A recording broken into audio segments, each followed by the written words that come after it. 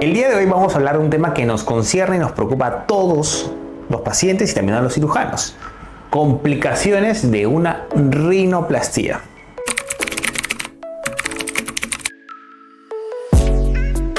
Antes de comenzar a hablar de este tema muy importante, no te olvides suscribirte a nuestro canal de YouTube y también en todas nuestras redes sociales. Pero bueno, empecemos. Hay un famoso dicho que decimos todos los cirujanos, todos en el mundo quirúrgico. El único cirujano que no tiene complicaciones es aquel, sencillo, que no tiene cirugías. Quiere decir que si nunca operas, nunca vas a tener complicaciones. Y eso quiero que lo traspolen a cualquier tipo de cirugía y a cualquier cirujano. En realidad, en el mundo, todos los cirujanos, por parte de estadística, tienen complicaciones. Es más, existen congresos y eventos, simposios que solo se habla de complicaciones. Y en este caso vamos a hablar de las complicaciones netamente en rinoplastía. Y para hablar de complicaciones vamos a dividir las etapas. Vamos a hablar de las complicaciones intraoperatorias, o sea, durante la cirugía, y complicaciones postoperatorias, que quiere decir después de la cirugía.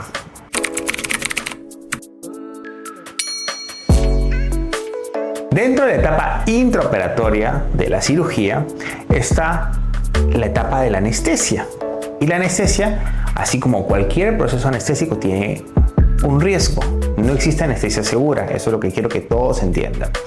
Dentro de los tipos de anestesia que más se utilizan en la rinoplastía está la general, que soy el que yo lo utilizo, claro, con la compañía de un anestesiólogo, yo no soy quien hace la anestesia, y la sedación. Dentro de esto, comparativamente, la diferencia es que en la general el paciente está con un tubito dormido y no siente la operación. En la sedación uno está en una, se podría decir, una borrachera, más o menos dormido, y uno puede sentir la cirugía en ciertos momentos. Si te ha pasado que de repente te operaste y has sentido la cirugía, de repente alguno que otro golpecito, es porque no has estado con anestesia general, has estado con anestesia de tipo sedación, ¿vale? Entonces, esos son los dos tipos de anestesias. Preferencia, a mí me gusta la anestesia general porque siento que estoy más tranquilo, más seguro, tengo la vía aérea controlada, que me parece importantísimo, pero eso depende de cada cirujano. A pesar de esto, ninguna de estas dos anestesias, lo vuelvo a repetir, ninguna es 100% segura. Dice que voy a poner un ejemplo, de repente es un poquito práctico, es como tomar un avión. El avión es muy seguro, pero sin embargo no es 100% seguro el avión, ¿vale? Sin embargo, estos son los propiamente implícitos de la anestesia y hay una lista de complicaciones que pueden ser a raíz de este procedimiento anestésico.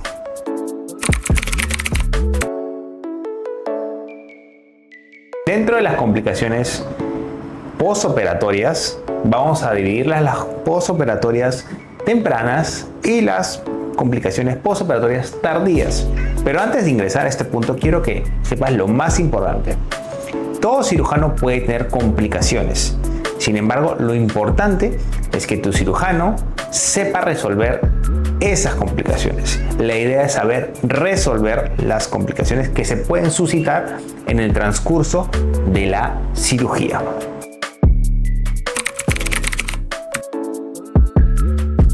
Respecto a las complicaciones tempranas, vamos a hablar de las complicaciones tempranas. Pues aquí, más que frecuente, más que una complicación, vamos a llamarlo un efecto secundario, un efecto adverso, son los hematomas. Los hematomas son pues los famosos moretones que salen a raíz de la fractura o la misma manipulación que se resuelven en unos días. Y lo mismo va con el edema. Yo lo llamaría como un efecto adverso o parte de la cirugía. Porque recuerden que estamos quebrando algunos huesos, estamos haciendo una fractura, sea con ultrasonido o sea de la vía tradicional, pero igual va a haber hematomas. Dentro de las complicaciones tempranas, se podría decir que vamos a llamar a esta una de las que tienen mucho miedo, se llaman las infecciones. Claro, yo estoy manipulando la nariz y puede haber una infección. Felizmente la vía nasal es una zona donde no suele infectarse mucho la nariz, es bastante raro. Sin embargo, si en caso el cirujano lo tiene que detectar a tiempo, con algunos signos de alarma, porque puede llevar a más complicaciones. Y una de las complicaciones tempranas que también mucha gente tiene miedo se llama el necrosis de la punta nasal. Necrosis, isquemia, pues falta de oxígeno, todo eso va de la mano de la punta nasal. ¿Qué sucede? Cuando se hace rinoplastía abierta y también cerrada, no se descarta, a veces se debilita mucho la parte de la punta nasal. Al momento de abrirlo, ¿qué hacemos? Retiramos un poco de tejido de la parte interna con el afán de reducir el volumen de la nariz, de la punta nasal, sobre todo en pieles gruesas. Pero hay algunas ocasiones donde el tejido pierde la vitalidad, la circulación, debido a que al exceso de retiro del tejido al momento de retirarlo, y eso hace que pierda la vitalidad la punta y se va tornando un poquito moradita, un poquito más oscura, y eso se llama una isquemia, que tiene que ser detectada a tiempo, porque si lo detectas a tiempo puedes llevarlo a tratamiento médico con cámara hiperbárica, con algunos medicamentos para darle circulación a esa punta. Si en caso no es detectada a tiempo, o de repente ya está muy avanzada, o de repente ya es incorregible, va a llevarse a una necrosis. La necrosis es la pérdida de circulación o la pérdida de oxígeno en una zona. Entonces va a llevar a que se forme una pequeña costra o una escara, que también la llamamos. Que esa complicación es un poco difícil de resolver, ya que va a generar una deformidad de la punta nasal porque se ha perdido tejido, y en ese momento ya te tienes que decir qué se va a hacer. Puede ser limpiezas quirúrgicas, puede ser colocar un injerto o muchas otras cosas. Puede esto darse más en una rinoplastia secundaria, porque es una rinoplastia ya tocada, sobre todo en una piel muy delgada que ha sido pues varias veces operada. Puede pasar eso también, pero también puede suceder en una primaria. La verdad es que la estadística va por ahí, pero sí puede pasar. Felizmente hasta el día de hoy no me ha pasado una necrosis de punta nasal. Siempre soy muy cuidadoso de eso, porque creo que es una de las complicaciones estéticas que más se ven por fuera, que al final no se va a poder resolver al 100%, ya que tienes una pérdida de un tejido. Y los pacientes, pues, a ver, es el rostro, a nadie nos gusta tener esto, entonces hay que ser lo más cuidadoso posible. Y si en caso sucede eso, pues hay que saber detectarlo a tiempo para llevarlo a que esto sea el daño lo más mínimo posible. Y esto se ve en la etapa temprana. Otra de las complicaciones entre tardías y tempranas que pueden suceder es el famoso callo óseo, que de repente ya tú lo has escuchado. Primero, ¿qué es el callo óseo? Vamos a resumirlo porque vamos a hacer un video propiamente de este tema, de esta complicación. Pero en palabras resumidas, el callo óseo es la acumulación de tejido óseo sobreexagerado anormal debido a una fractura ósea. En estos casos, primero, no te alarmes. Los callos óseos son bastante fáciles de resolver, y yo diría que dentro de las complicaciones, para mí me parece la más sencilla de todas, ya que esta lo único que tiene que hacerse es hacer un pequeño raspado por la vía interna. Si te sucede un callo óseo, pues no te preocupes, guarda calma, que la resolución es muy sencilla. Y siguiendo un poco con las complicaciones tempranas, viene a ser la obstrucción nasal de la vía aérea por el mismo edema, la inflamación. Es algo pues temprano, y básicamente esas son las más frecuentes. Claro que se pueden sumar unas cuantas más, pero yo diría que estas son las más frecuentes, y la más complicada a mi punto de vista es esta necrosis de la punta nasal, que la verdad es que es un poco difícil de resolver.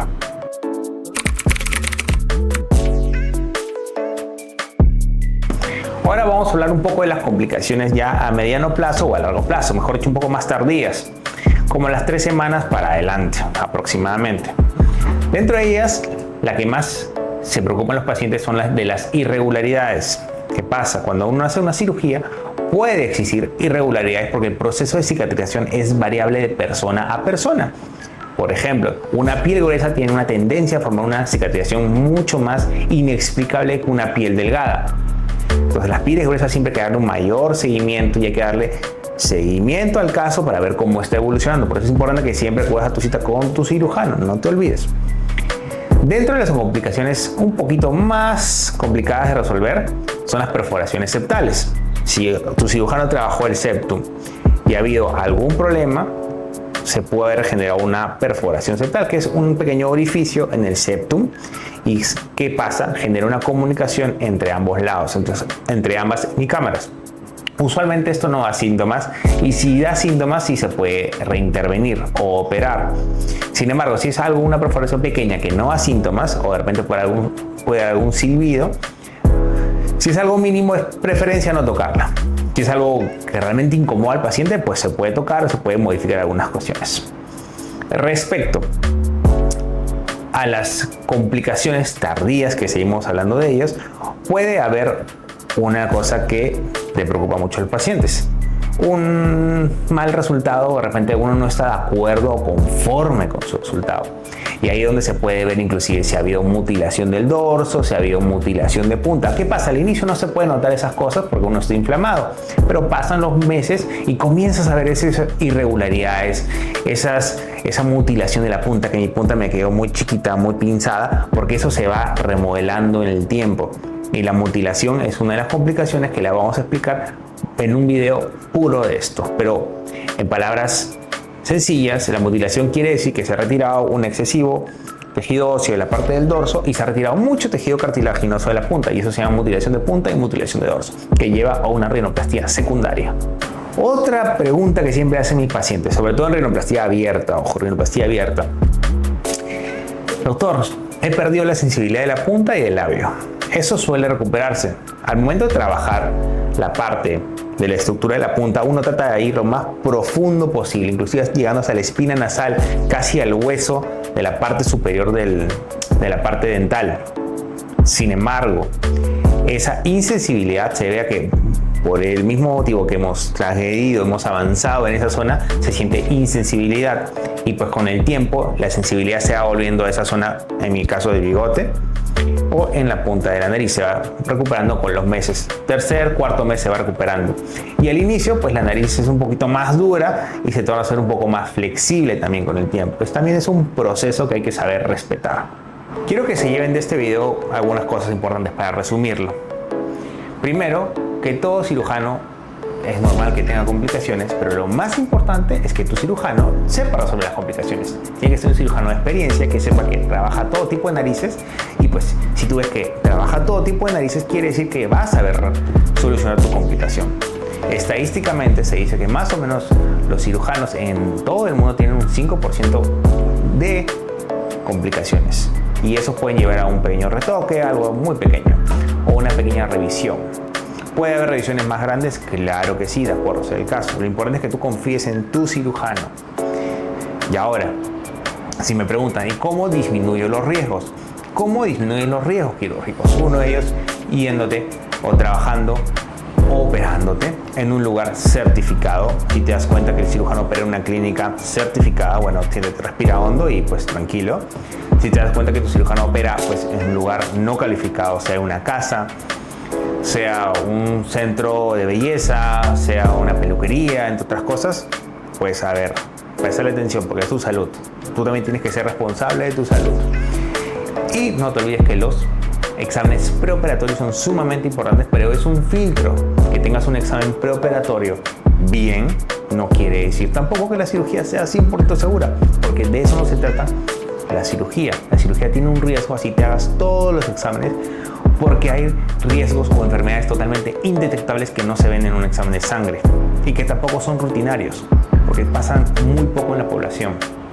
Lo importante es que tengamos todas las medidas necesarias para saber resolver dichas complicaciones, sean preoperatorias, sean durante la cirugía o sean en el postoperatorio. ¿Vale? Entonces quiero que se lleven eso a casa, que tengan entendido, confíen en su cirujano, confíen en el proceso, sean pacientes, y pues si en algún momento ven que su cirugía pues no le ha gustado, ya están en una rinoplastia secundaria que probablemente requiere retirar costilla u otra cosa. Bueno, mis bellos pacientes, mis bellas pacientes, eso es todo por el día de hoy conmigo. Y recuerden, por favor, pregúntenme, comenten, me gusta responder. Mientras más información haya, tanto para ustedes como para mí, es mucho mejor. Así todos nos retroalimentamos. Ustedes de repente aprenden un poco de mí y también yo puedo aprender un poco de ustedes. De eso se trata la vida. Nos vemos pronto. Adiós.